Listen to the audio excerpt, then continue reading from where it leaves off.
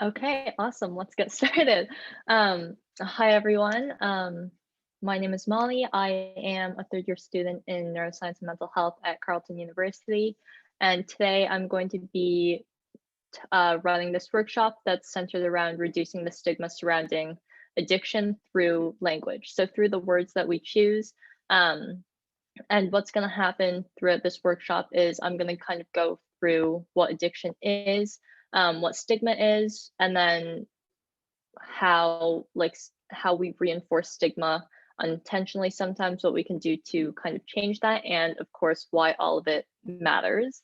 um, and so before I do get started and dive into this, I am a student, so I've done a lot of work with stigma, substance use, and addiction. I've worked closely with the Canadian Centre of Substance Use and Addiction, and I've done a lot of work with mental health with my school.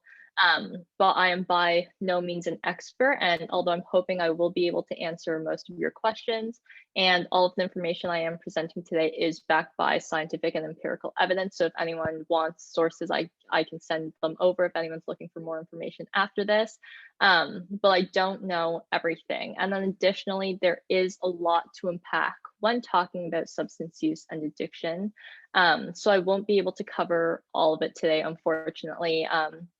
So for example, like substance use and addiction is largely related and very closely tied with mental health. And that's not something that I think I'll be able to get around to really touching on today. But I do hope that this workshop kind of gives you like a very good starting point. And then just as one last thing, like when talking about substance use, addiction, and mental health, it can be difficult sometimes, and I get that. And I don't think we're going to be talking about anything that's too heavy today. But after this workshop, if you did want to chat further, or if you're looking for resources, I can put my email in the chat for anyone who does need it. Um, and then, of course, if you have any questions at any point, feel free to unmute yourselves or toss it in the chat. And I will try and monitor the chat, but if I don't get around to it, unmute yourself and let me know. Um, so, okay, let's get started. The first thing that I kind of wanted to emphasize to everyone right off the bat is that addiction is not a choice. It's a chronic and relapsing disease of the brain. And I do know that there is still a lot of controversy surrounding this. And I see it all the time with my peers, with some of my really close friends too, who know how involved I am in all of this and who I try to have these conversations with. And I still have people go, oh, well, it's a choice. Like, I smoke sometimes, but I know I could stop whenever. Um, but, you know, we have evidence that it is an actual disease of the brain. And while someone can choose to use a substance for the first time, no one ever chooses to develop an addiction. Um, so I'll just touch upon the neurological and biological underpinnings of this, just to kind of prove my point a little bit. And then it also kind of gives a better idea of what I'll be talking about throughout the rest of the workshop. So the three main kind of accepted stages of addiction are binge and intoxication, withdrawal and negative affect, and preoccupation and anticipation. So with binge and intoxication, what happens is that in your brain you have your reward center. And anytime you get anything rewarding, essentially that center is activated. So that includes both natural rewards and unnatural rewards, such as substances. So, like when you eat something that's delicious, your reward center will be activated. You'll get these feelings of euphoria. But the difference with substances is that that feeling of euphoria is emphasized by like 10,000 times. Um, and so the one neurotransmitter that's talked about most often is dopamine. Um, so what happens is like you take a substance and in simplest terms, the dopamine will be released on your reward center in your brain.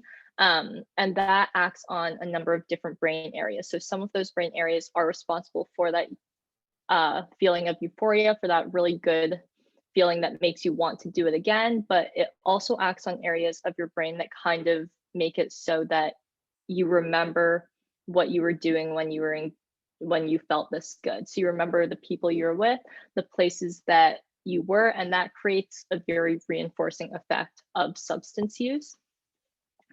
And then the other side to that is not just the feeling good part, but the feeling bad part. So that comes with withdrawal and negative affect. And so your body, it's always in something called homeostasis, where it always is at a baseline. So you're always at a baseline temperature. Your blood has a baseline pH to kind of make sure that everything's always working the way it should.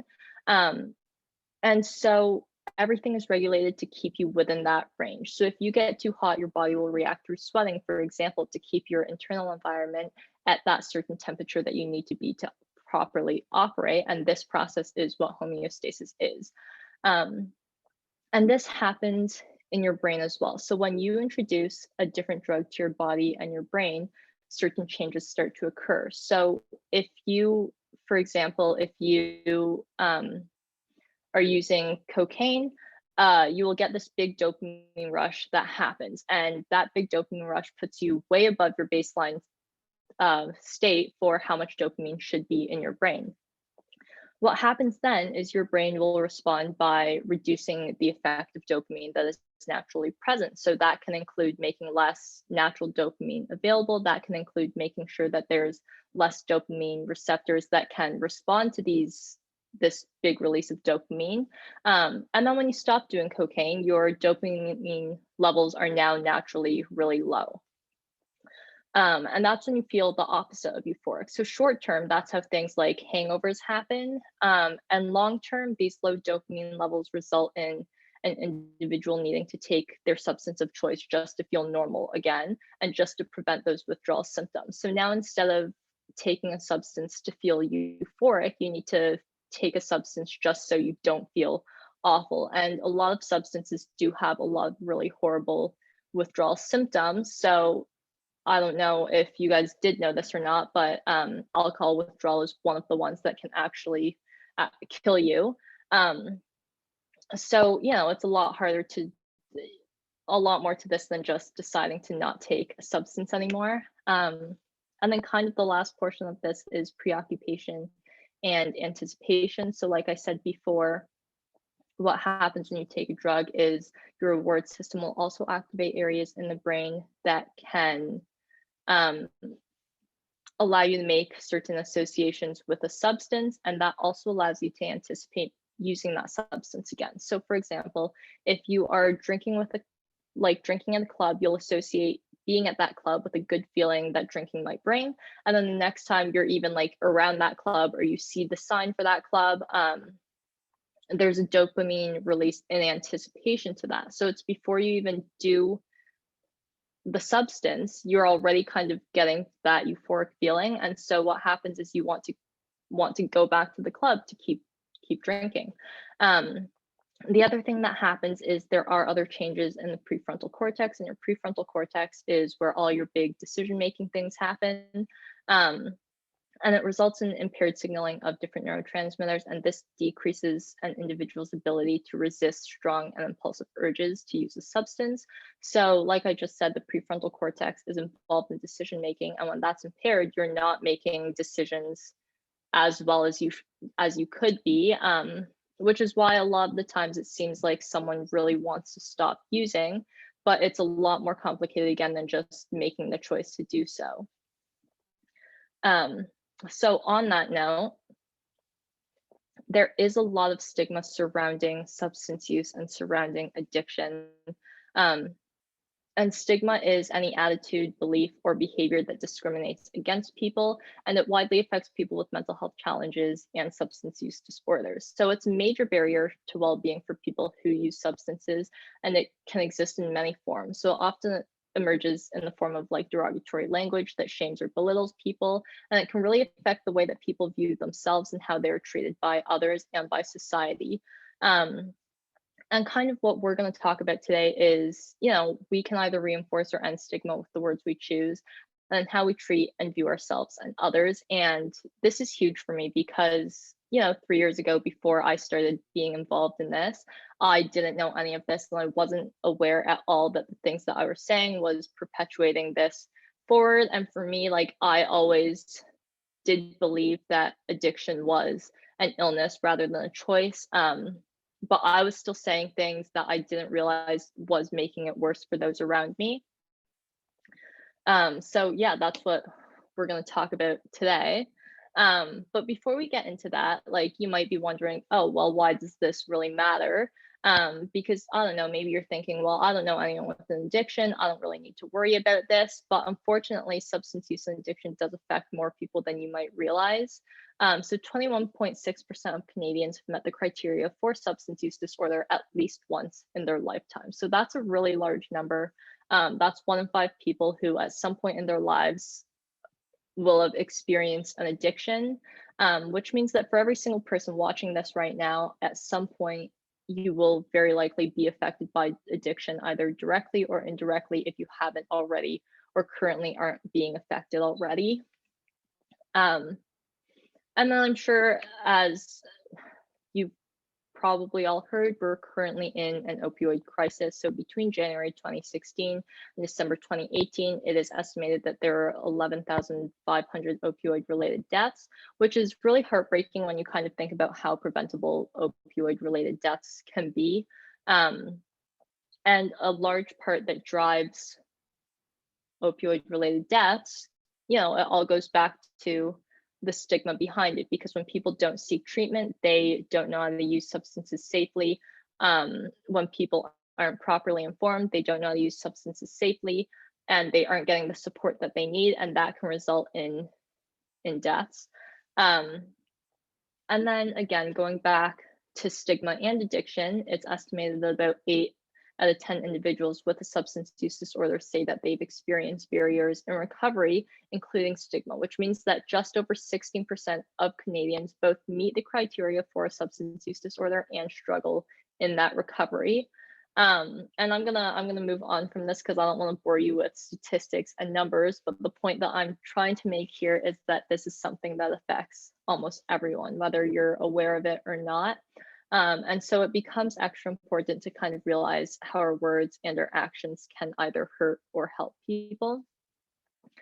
And so stigma surrounding substance use and addiction is everywhere. And like I mentioned before, it can play really big barriers in recovery. And addiction is often seen in such a negative light. And so that makes people more hesitant to reach out to others. And it isn't just in like their personal lives either. The stigma exists in the workplace, in policy, in education, in healthcare. It's pretty much everywhere, and it plays such a big role in isolating people who use substances or have substance use disorder. And then on, a more serious note, I don't know if you've ever heard someone say, or maybe you've even said it yourself, when you kind of come across someone who's experiencing homelessness. I don't know if you've ever heard like, oh, well, I don't want to give them money in case they use it for drugs, which is something that I've heard quite a few times.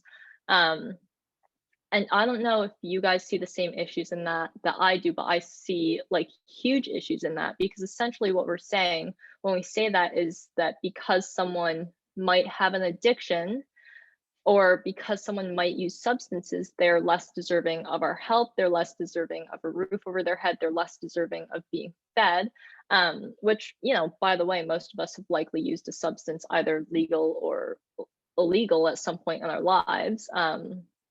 And when you treat people like this, when you treat people like their lives matter less, well, people will start to feel like their life just doesn't matter. And if this is something that you've said yourself, like I don't blame you. It's such an easy thing to do because the stigma surrounding substance use and addiction can be so powerful, and it's such a tough thing to navigate. And if that is the case, I do hope I teach you something today, and I do want to emphasize again, like, just how important this is, because it's something that can really help shape the communities that we are in. And then the other thing that I wanted to touch on is that, this isn't just in theory. Like I said before, it's not like something that's out of reach for a lot of us. This happens every single day in all of our lives, like our community and those around us influence our behaviors, and then that can lead to us internalizing stigmatizing views and beliefs. And so without knowing, a lot of us perpetuate and reinforce the stigma around us. Like, I know that I for sure did that a few years back, and even now I'm still learning how to navigate all of this. So I guess like the question here is, how do we navigate this? How do we combat this as individuals and as institutions? And what can we do to ensure that we aren't reinforcing the stigma? Because especially as student leaders, other students look to us for support, right? So like I said, substance use and addiction ties in so closely with mental health, and substance use is something that a lot of university students especially have to navigate. So if we aren't going to show students that kind of support, like who else will, right? Like, we need to be the ones who kind of act as that starting point.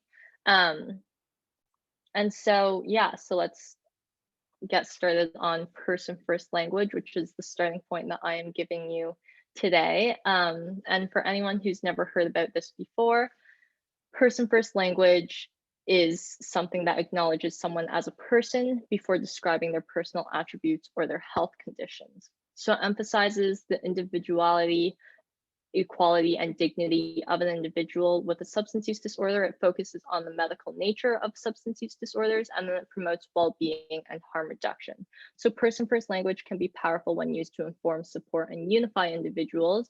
And then on the flip side, stigmatizing words, like I mentioned before, will often discourage, isolate, misinform, shame, or embarrass individuals. And I will now go through kind of a few examples of what that looks like. So for example, terms like druggie, addict, junkie user, drug abuser, alcoholic, or drunk can be really demeaning, and they label a person by their illness. So this can deny the dignity and humanity of this individual. It dehumanizes the individual, and it also implies a permanency to the condition, which leaves really no room for a change in status. And then the other thing is, these terms are highly stigmatized. So think about what comes to mind when you hear something like junkie or addict. Like, I'm going to go ahead and guess that most of you aren't thinking of good traits or aren't thinking of good things, which is why it's important to be changing our language surrounding these things. So rather than using these terms, it's important to try and use person first language, which again puts the person first. So instead of addict, druggie, junkie user, or drug abuser, try using like person with a substance use disorder, someone who uses drugs, someone with living experience, or someone with an alcohol use disorder. And this can give identity back to the individual, right? Because now instead of defining that person by one thing, and one thing that's often seen in a negative light, you're kind of saying that, at the forefront of this is still a person, which is, evidently important. And then these terms, it demonstrates that someone has a problem rather than they are a problem. And this also helps avoid individual blame. And then on that as well, when you're using terms like substance use disorder and integrating that into your language, you're putting emphasis on addiction as an illness rather than addiction as something that is a choice. The next one I'm going to talk about is terms such as substance or drug abuse, habit, or problem. Because the word abuse is often associated with violence, and it's typically used when an individual or an animal is harmed. And, to me, that honestly, it doesn't even really make sense to me when I think about it, because you can't harm a substance, right? So why are we using terms like substance abuse or drug abuse when the word abuse is associated with such negative things, right? Like, again, no one thinks about abuse and thinks of good things, which is why it's important to kind of start using other language.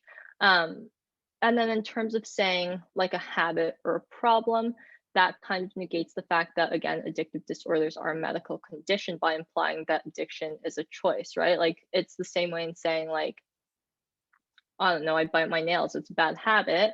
But addiction goes so much deeper than that, and it's a whole different thing entirely. So instead of using those terms, it's important to, again, say things like substance or drug use, because saying substance use gets the point across the same way that saying substance abuse does. It just has slightly different connotations. Um, or a drug dependence or an addiction. Again, all of these terms highlight the fact that addictive disorders are medical conditions and they aren't an individual choice. And then using these terms again can also take away like the negative and stigmatizing connotations that are associated with the terms of abuse.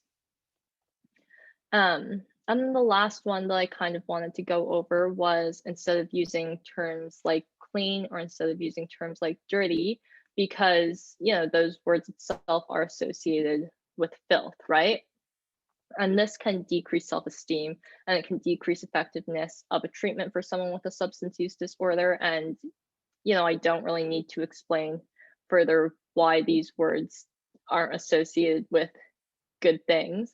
So again, it's important to try using terms like someone in recovery, someone with lived experience, or someone who has used substances in the past, or when you're talking about toxicology screening, someone who's testing negative or someone who's testing positive, because all of these terms are a lot more clinically accurate and all of these terms are non-stigmatizing. And again, it's important to be using clinically accurate terminology for substance use disorders the same way you would for any other medical condition out there. So those are kind of all like the person first language examples from me, because again, I don't want to drone on and on about this. And these are the terms that are most commonly heard and different alternatives. But the point that I'm trying to make is that we need to be using language that offers all individuals respect and dignity, and language that reflects the true nature of addiction, in which it is an illness with a scientific basis. And I when I talk to other people about this, when I talk to my friends about this, the one thing that I always say is like, I don't really think it's a lot to ask from people.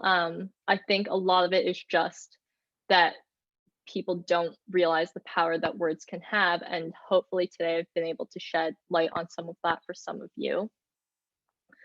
And then moving forward again, like in context of us as students, why does it matter? So one of the biggest things is, as students, exposure to various substances is common, and it's a large part of the university culture, as I'm sure many of you know, and I'm sure many of you guys have experienced. And especially in university, there's stigma around both using substances and not using substances, in terms of like peer pressure, or a lot of the times I've personally felt there have been instances where I don't really want to go out to the club, but all of my roommates want to go out to the club. And then when I say that like I don't want to, they're always asking for reasons why, or saying that like, oh, well, I have to because it's going to be so much fun and all of that stuff. So there's a lot to unpack there as well in terms of that sort of peer pressure around substance use. But just for example, like let's say you have a friend who is going through a hard time and then they've started drinking alcohol to cope. If you spend your time talking about how like, you're downtown and you see these alcoholics that hang around the liquor store and they're all lazy and whatever, like I think we can all agree that this would decrease the likelihood of your friend coming to you when they start becoming concerned about their alcohol consumption. And in fact, it might decrease the likelihood that they talk about it at all. Or additionally, I hear people now throw the term crackhead around a lot, which again isn't a term that people think about and think good things. But if you say like you're talking about the crackhead that frequents your street all the time and you're always talking about them in a negative light, and then your roommate hears you talking about this, or one of your friends or whatever, there are a lot of substances that a lot of university students use, and it's not uncommon to develop addictions to these substances. So if these people around you are hearing you talk about substance use and addiction in stigmatizing ways, again, it's going to make them a lot less willing to speak out about this, and about it if they're worried about their own substance use. So again, that kind of decreases the amount of support that the people around us get. And like I was talking about before, like this really isn't something that's rare. It's not something that's out of the ordinary. It's something that happens around all of us. Um, and I see it all the time. I see it all the time in friends who, um, have started drinking on weekends all the time, and then they're drinking during the week, and then they're starting to develop, um, like their drinking starts to become a little problematic. And a lot of the times, what I've noticed is people have come to me to talk about these things, which I love. Like, I love that I've created a space where my friends feel comfortable coming to me and like chatting about these things. But the other thing I've noticed is that I'm, one of the only people that a lot of my friends are comfortable talking to about this, because there's, like I've been talking about this whole time, a lot of stigma surrounding these issues. Um, and it's important for us, especially as leaders in mental health, to provide students with an environment in which they feel like they're supported and able to ask questions and able to reach out to each other. And the language that we use, like I was talking about before, can really make people feel ashamed or isolated, or like their life or their problems don't matter. And we talk about this all the time with just mental health, where we want to provide the student with a safe environment. We want to provide students with resources, and substance use and addiction ties in so closely with mental health. Like, there are huge comorbidities with substance use and addiction, and bad mental health can often lead to individuals turning to substances to cope. Those who do struggle with substance use have a harder time recovering, um, unless they do have a harder time recovering if they are struggling with their mental health. Um, and so, we've come a long way in terms of being able to talk about mental health and how we talk about mental health, because a few years back, like, all of this awareness that there is now, that wasn't there. So that's really, really awesome. And I love seeing that. But it's also time moving forward to add substance use and addiction into that conversation as well. So one of the last things I will talk about uh, in this is, how do you do that? Like, how do you implement person first language in your everyday life? How do you implement destigmatizing actions in your life? And the biggest thing that I want to say is just start by trying to do so, right? Like, be mindful of the language that you use. And the more that you use a certain language, the more that people around you start to notice. Like, I have friends who notice and ask, like, oh, well, why are you saying alcohol use disorder every single time instead of saying alcoholic? Um, and that always gives me a good chance to give a quick rundown of what I've talked about today. And then the other thing is, when you do get more comfortable with this language, it also becomes easy to start correcting people, and to start giving people a gentle nudge in a different and better direction. And I do it all the time now. I remember 3 years back, I never would have done it, because I hated, speaking out on things and telling my friends, like, oh, well, like, instead of this, do this.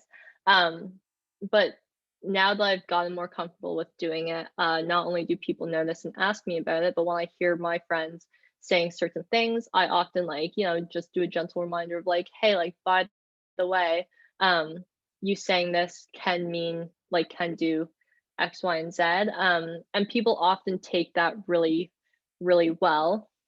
One of the biggest things that I've kind of learned is that people just don't realize. So one of the things that I did for a class I took last semester, because the class that we took was like the neurobiology of drugs. So we talked about different substances, and we talked about addiction in that class. And I, with the professor, set up kind of like a bonus activity where we created a quiz on a person first language primer. So it was just like a PDF document that the CCSA put out, and we put that on our course page and offered students a bonus mark for doing it.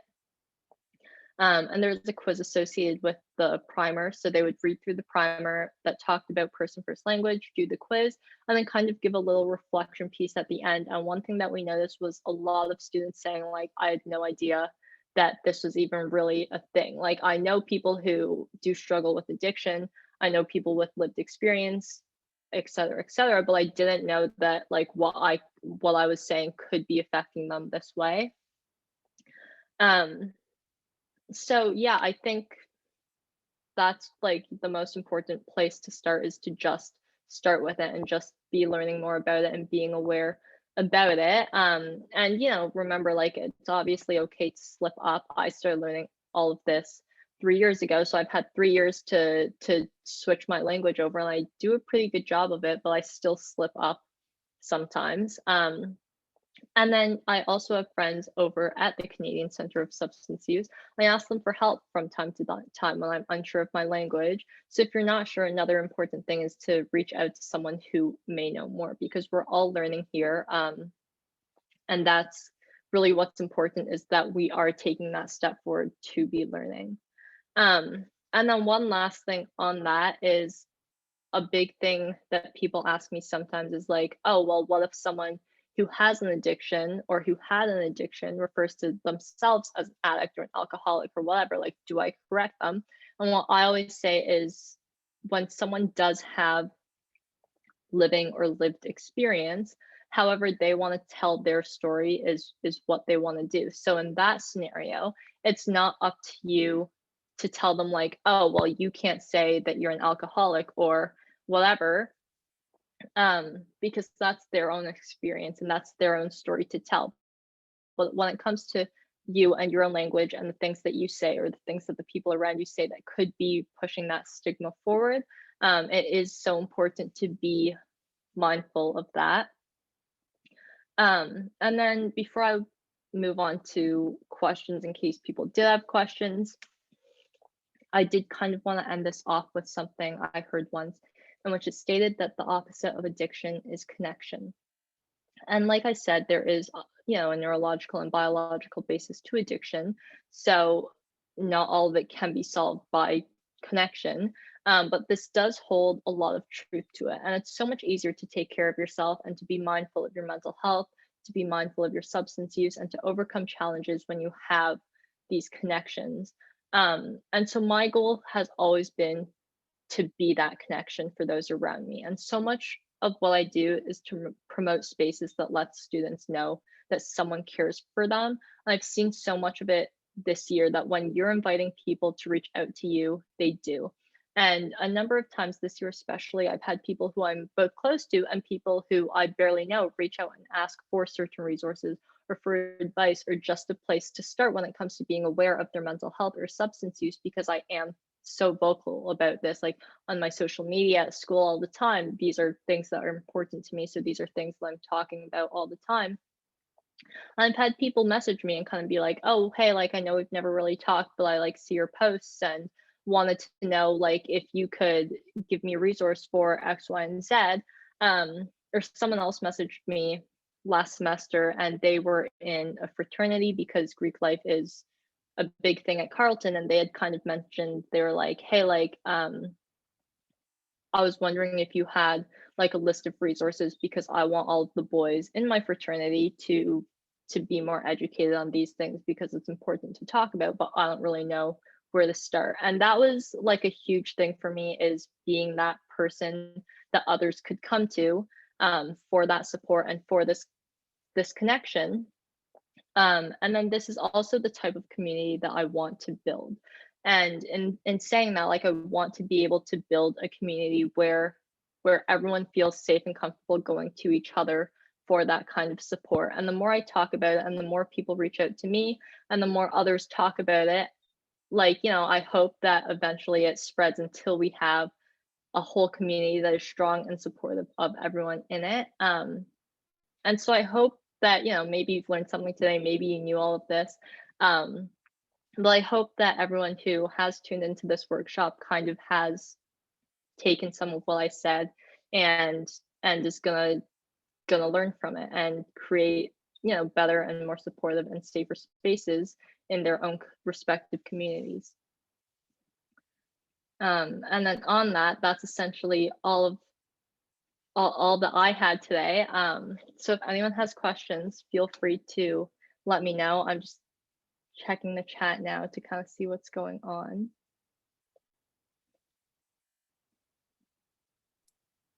Yeah, so we did have one question, Molly. I'm not sure if you can see it.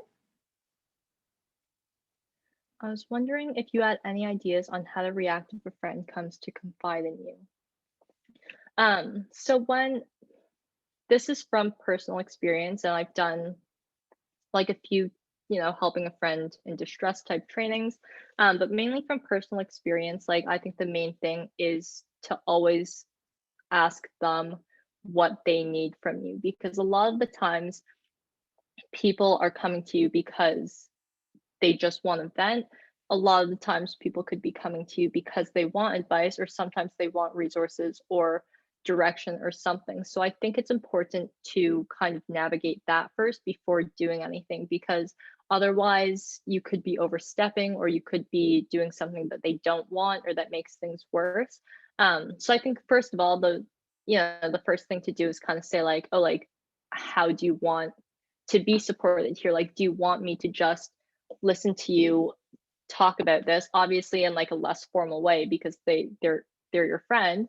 um but it could kind of be like, do you want to just be coming to me about this because you want someone to know, or do you want me to watch out for your habits and try and see if like I can help with certain things, or do you want me to help get you connected to other resources, right? Like there are a lot of options, and everyone deals with things in different ways. So I think it's important to kind of figure out like what's the best way to go about it. And then on that as well, um, one thing that I didn't really touch on during that presentation is harm reduction strategies. And just like a quick recap of what that is anything that kind of reduces the harm. So rather than focusing on abstinence, it's kind of just like, oh, like acknowledging like, well, a lot of people will still use substances no matter what. So we might as well create a safe environment for them to do so in.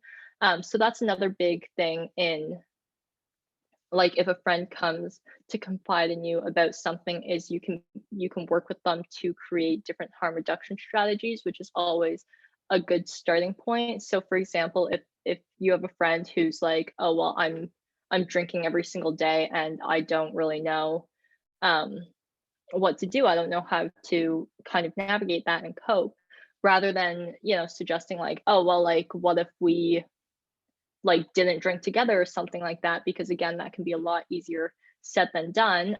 Harm reduction strategies are things like, oh well, why don't you make sure that you always eat a full meal before you start drinking to help with that metabolism, or why don't you like let me know when you do want to drink so I can help make sure that you are drinking water while you're drinking. um, and it's things like that where it's like, when it comes to substance use and addiction and mental health in general as well, like it's a slow and complex process, right? Like it's not ever going to be this or that. It's not ever like as simple as, oh well, you could just stop drinking and then the problem will be solved. But it's about making small steps that eventually lead to making that difference. Did that help? Did that answer that question? I think that was a great answer, Molly. So I'm sure that was really appreciated. Okay, thank you. Also, I will stop sharing my screen now. But yeah, if anyone has any questions, let me know, and I'll put my email in the chat as well in case people have questions after this. Or again, like I said, if you're looking for resources or anything, um, feel feel free to reach out whenever. Um, and thank you for everyone for having me here to speak today. It was really awesome um, to be doing this.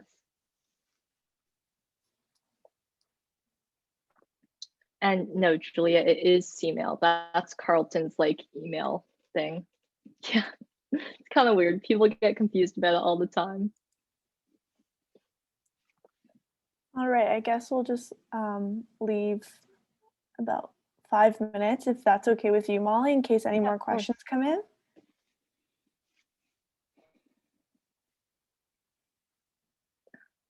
One thing that really struck me with your presentation is that I feel like this information should be weaved in to STEM curriculum, and it should just be normal, you know? I mean, slip it in while we're learning about like the sympathetic and parasympathetic systems and how they're affected by substance use.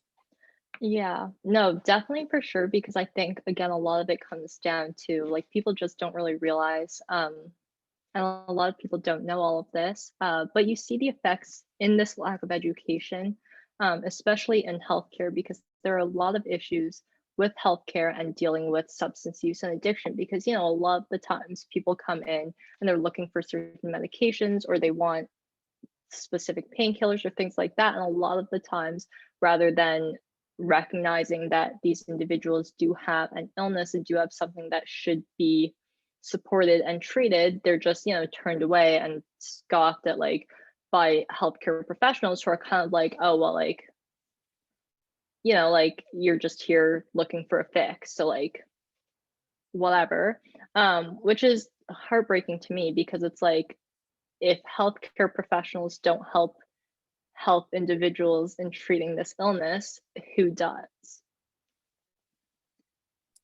Yeah, totally. And I know that in Quebec right now, there's a huge problem just with pandemic related curfews and situations like that that is affecting people that don't have access to housing, and people that are using substances.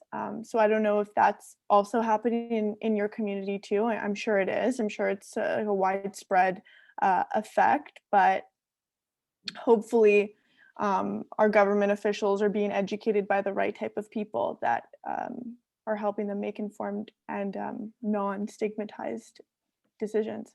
Yeah, and the one thing is, like, I didn't want to get into all of it during that presentation, but the one thing is that substance use and addiction affects so much more than just substance use and addiction. So, like, something that I learned in one of my classes last semester is one of the provinces up north, they have a really large problem. I don't remember which one. I think like Saskatchewan or something.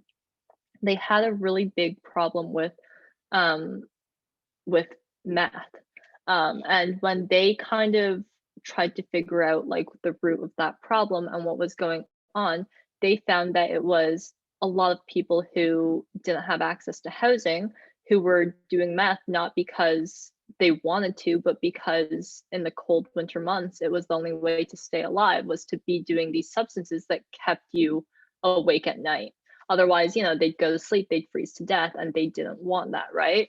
And that was like a huge eye opener to me, was learning about that, because it's like this issue runs so much deeper than just substance use. And in the same vein, truck drivers who are being forced by their employers to work around the clock, basically 24 hours, being not forced, but feeling like they have to take speed and things like stimulants to stay awake. So yeah, it's just a structural issue Yeah, that exactly. yeah. Even in like our schools, there's so many students who take uh study drugs, stimulants as study drugs, because there's so much pressure to do well in school, and there's not the right support system for people to feel like they can do that without taking various substances. So yeah, it's like it's affected by, and it affects so many different things. Um, and so I'm really hoping in like the next couple of years we'll kind of see the same thing with substance use and addiction as we saw with mental health over the past few years, where there's like a huge push forward in how people see it. Yeah, absolutely. So I don't think there are any more questions.